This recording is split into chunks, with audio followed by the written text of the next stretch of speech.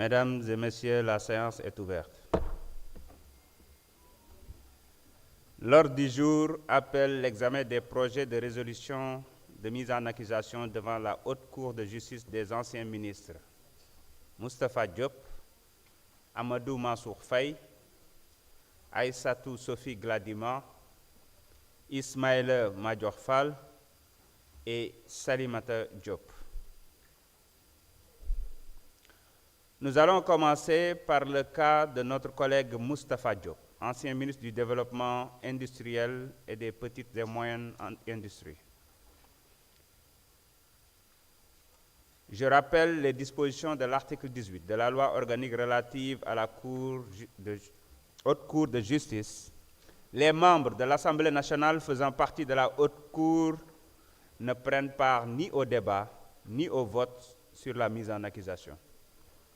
La parole est à notre collègue Ansoumana Sarr, rapporteur de la Commission des lois, de la décentralisation, du travail et des droits humains pour lecture du rapport et du projet de résolution. Je voudrais proposer qu'il enchaîne la lecture des différents rapports afin qu'on puisse faire un seul débat. Merci beaucoup. Merci, Monsieur le Président. Monsieur le Président, Messieurs les ministres, chers collègues, la Commission des lois, de la décentralisation, du travail et des droits humains s'est réunie le vendredi 2 mai 2025 sous la présidence de M. Abdoulaye Tall, président de la dite commission, à l'effet d'examiner le projet de résolution portant mise en accusation devant la Haute Cour de justice de M. Moustapha Diop, ancien ministre du Développement industriel et des petites et moyennes industries. Ouvrant la séance, M. le Président a informé que le président de l'Assemblée nationale a été saisi par M. Ousmane Diagne, ministre de la Justice, garde des Sceaux, par lettre en date du 14 avril 2025, ayant pour objet la poursuite pénale à l'encontre de M. Moustapha Diop, ancien ministre de la République. À la lecture de cette lettre, il ressort que M. Moustapha Diop a été cité dans l'affaire relative à la gestion des fonds de riposte et de solidarité à la COVID-19 alloués au ministre du Développement industriel et des petites et moyennes industries.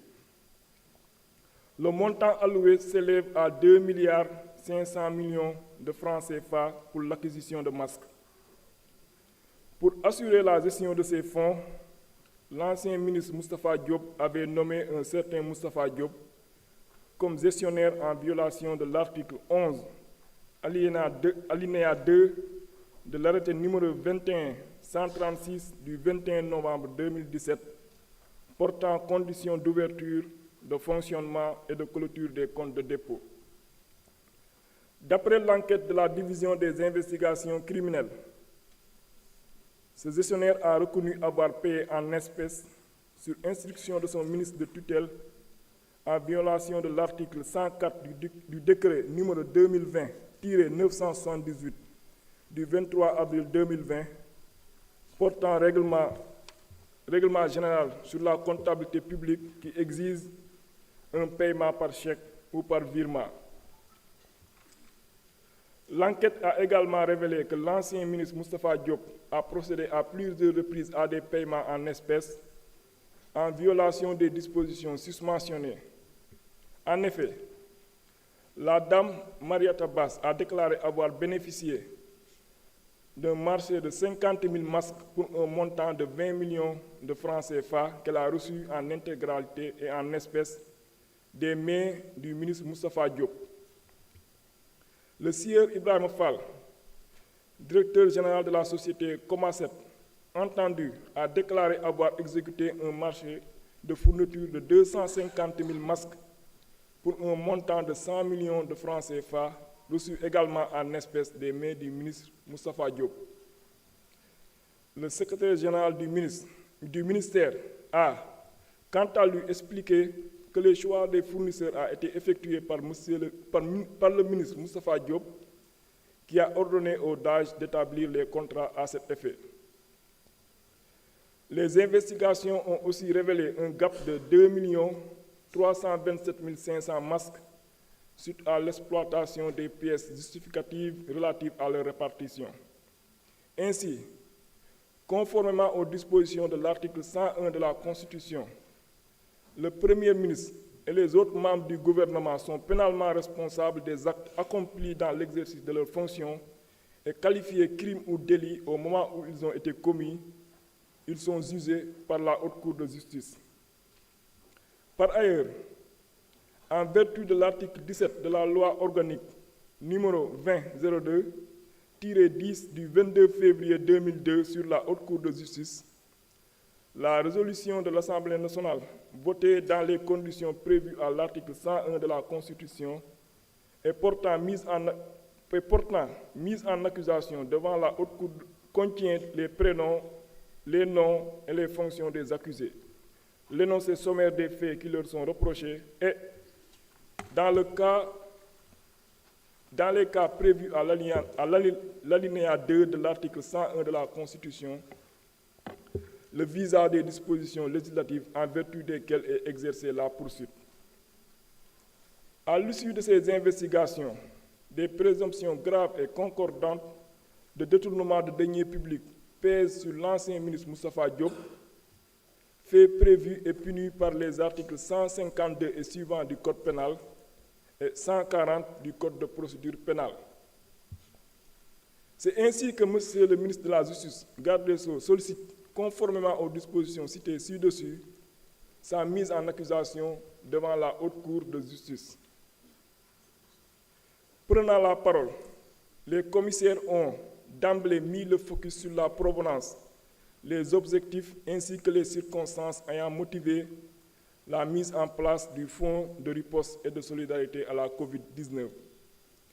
À ce propos, ils ont rappelé que ce fonds, provenant en grande partie de contributions des Sénégalais d'ici et de la diaspora, était destiné à faire face aux effets néfastes de la pandémie de COVID-19 afin de prendre les dispositions nécessaires pour que les hôpitaux puissent être de véritables refuges capables d'apporter des solutions nécessaires aux patients atteints du coronavirus, mais également d'apporter un soutien financier aux personnes impactées par la pandémie, entre autres. Toutefois, il a été soutenu qu'au même moment où des centaines de pertes en vies humaines, pour cause notamment de rupture d'oxygène, ont été enregistrées, les populations confinées et le couvre-feu ordonné, certaines personnes se sont emparées de l'argent du contribuable sénégalais. Sur ce point, ils ont indiqué que, dans le cadre de cette affaire impliquant l'ancien ministre Moustapha Diop, le rapport de la Cour des comptes laisse apparaître un certain nombre d'irrégularités sur la gestion des fonds liés à la lutte contre la COVID-19, qui est une question d'intérêt national nécessitant d'être éclairée. Ainsi, ils feront noter qu'un gap d'un lot de masques d'une valeur de 930 millions de francs CFA a été révélé, en plus de la violation des règles de la comptabilité, conformément à l'article 104 du décret numéro 20-978 du 23 avril 2020, portant règlement général sur la comptabilité publique qui exige un paiement par chèque ou par virement. Ainsi, il a été précisé que l'Assemblée nationale doit contribuer à la manifestation de la vérité en permettant à la justice de mener toutes les investigations nécessaires, étant entendu qu'elle ne dispose d'aucune compétence pour juger ou statuer sur la véracité ou non des accusations portées à l'endroit de l'ancien ministre Moustapha Diop. Enfin, Monsieur le Président a procédé à la lecture du projet de résolution concernant l'ancien ministre Moustapha Diop. Le dit projet est annexé au présent rapport. Au regard de tout ce qui précède, les membres de la Commission des lois, de la décentralisation, du travail et des droits humains ont adopté à la majorité le projet de résolution portant mise en accusation devant la Haute Cour de justice de M. Moustapha Diop, ancien ministre du Développement industriel et des petites et moyennes industries. Il vous demande d'en faire autant s'il ne soulève de votre part aucune objection majeure.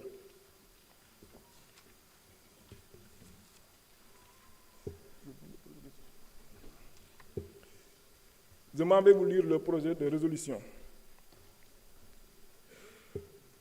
Projet de résolution portant mise en accusation devant la Haute Cour de justice de M. Moustapha Diop, ancien ministre du Développement industriel et des petites et moyennes industries.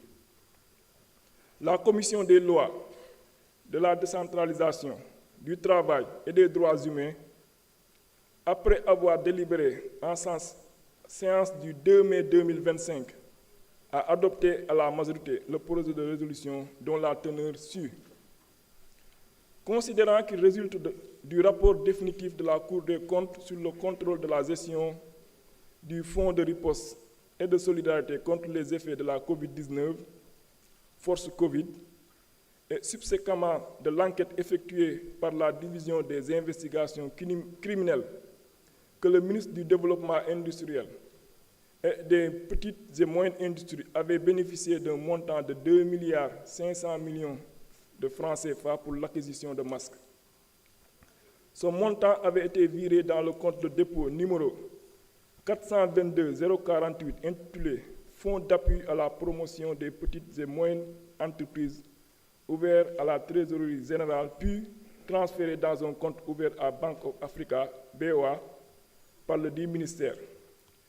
Considérant qu'il est ressorti de l'enquête et du rapport de la Cour des comptes qu'en violation de l'article 11, alinéa 2 de l'arrêté numéro 21-136 du 21 novembre 2017, portant conditions d'ouverture, de fonctionnement et de clôture des comptes de dépôt, le ministre Moustapha Diop a nommé un gestionnaire du dit compte portant le même nom, seul ordonnateur des paiements et des décaissements.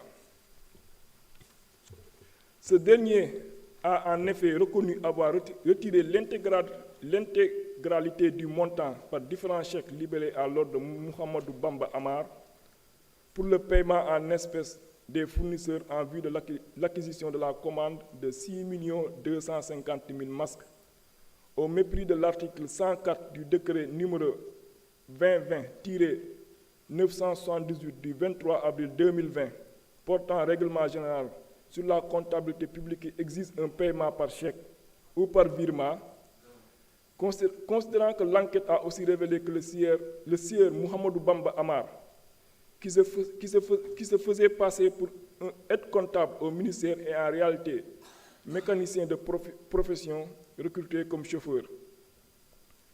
Entendu par les enquêteurs, il confirmait avoir, sur instruction du ministre Moustapha Diop, procédé à plusieurs retraits de chèques à la BOA pour des montants compris entre 50 millions et 100 millions de francs CFA jusqu'à concurrence de la somme de 2,5 milliards de francs CFA. Il soutenait qu'après chaque retrait, il remettait le montant aux gestionnaires du compte du ministre Moustapha Diop, toujours sur les instructions de ce dernier. Au surplus, il reconnaissait avoir personnellement effectué des paiements à l'époque où le gestionnaire était atteint de la COVID-19. En outre, le gestionnaire Moustapha Diop avouait n'avoir fait qu'exécuter les instructions de son ministre de tutelle en raison de l'urgence des opérations attendues. Dans la même dynamique, M. Adama Baye Racine Ndiaye, secrétaire général du ministre, confirmait que le choix des fournisseurs a effectué par le ministre Moustapha Diop, qui a ordonné au DAGE d'établir les contrats à cet effet.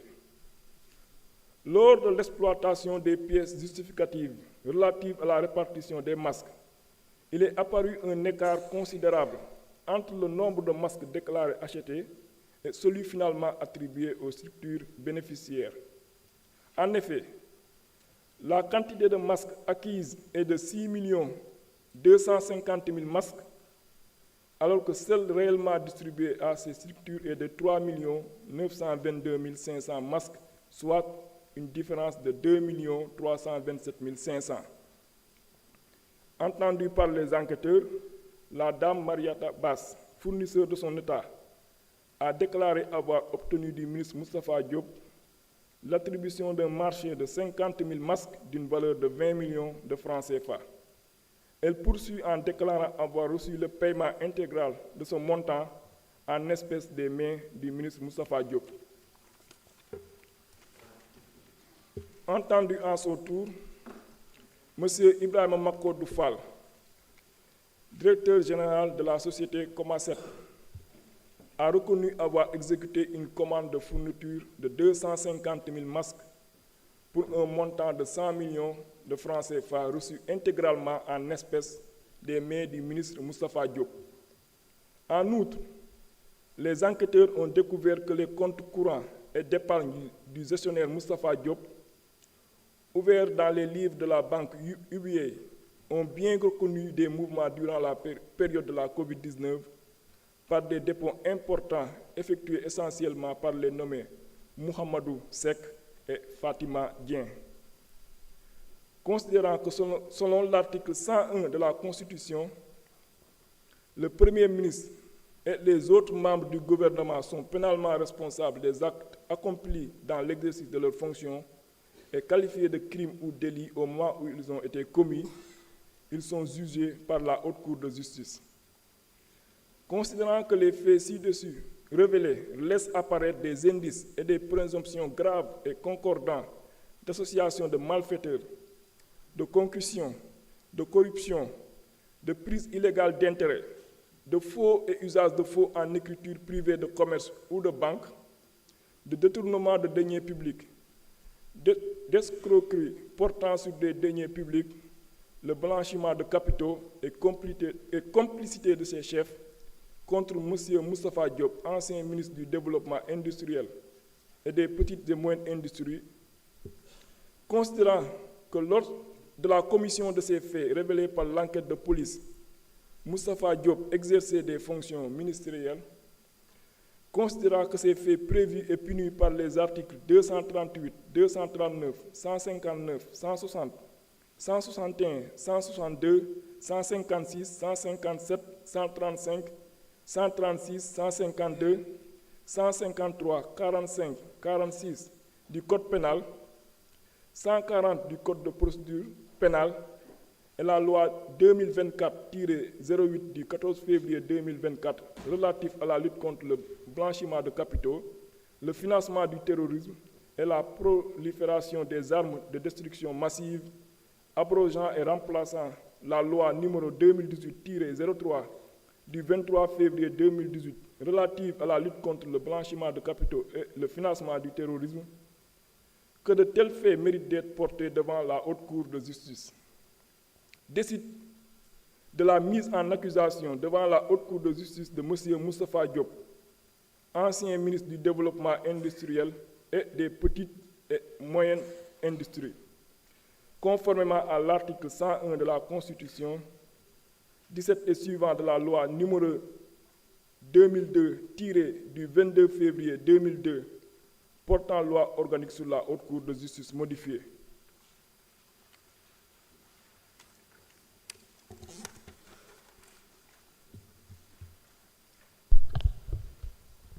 Merci beaucoup. L'ordre du jour, vous pouvez rester. Monsieur Sarr, vous pouvez rester. L'ordre du jour appelle l'examen du projet de résolution de mise en accusation devant la Haute Cour de justice